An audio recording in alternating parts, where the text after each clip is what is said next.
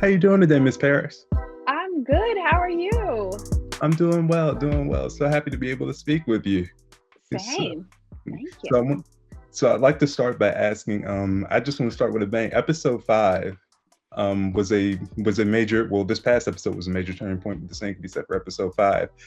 Carol Danvers was for the first time. Well, Captain Marvel was name dropped in episode 5. Well, I'd argue that Captain Marvel came close. Monica's response was a little interesting. We are not talking about her, we are talking about Wanda. So I just want to come out and ask, what are Monica's feelings towards Carol Danvers? I think that, as we move forward, hopefully these things will be addressed. Monica has been announced to be joining Carol and Ms. Marvel in Captain Marvel 2. So that offers us a lot of space to explore that relationship further. I don't want to give anything away, Erik.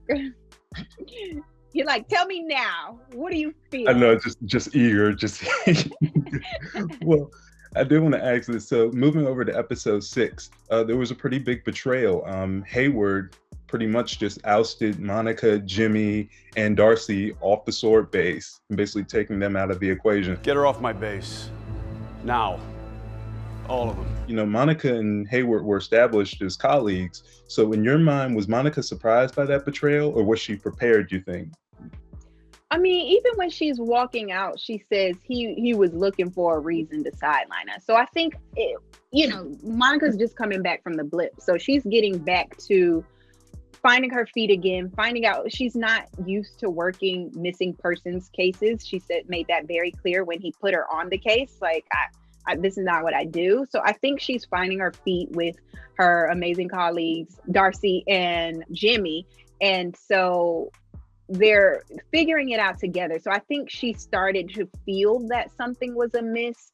And then, when he put the missile on the drone, that, like, what are you doing? This is not what we talked about. So I think she's felt it coming. Don't use the last 5 years as an excuse to be a coward. It's devastating either way, just, for her to be such this driving force and then just be pushed aside, because she's awesome, Monica. And thank you. I think she's awesome too. But yeah, he, that trio, the Jimmy, Monica, Darcy trio, I think they'll find a way to figure some things out. I don't think they'll take it so easy. Oh, I have no doubt. And one thing, Monica, we've only gotten to know this Monica for just a certain amount of time, but one thing I love is that she's already proven herself a hero in so many respects. And I want to ask, like, even after Darcy tells her, her body chemistry has been changed now, and she's still willing to go back into the Hex. What does that say about Monica's heroism, that she's willing to go back in despite with the medical advice she's been given? I think that it tells you how compassionate this woman is. For Monica to have lost her mom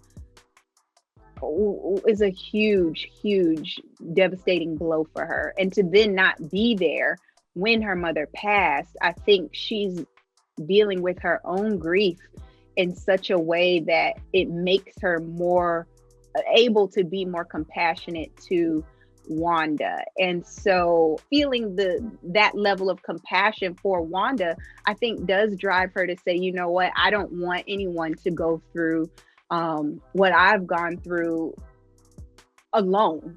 This is high level trauma and grief, and I have to help her.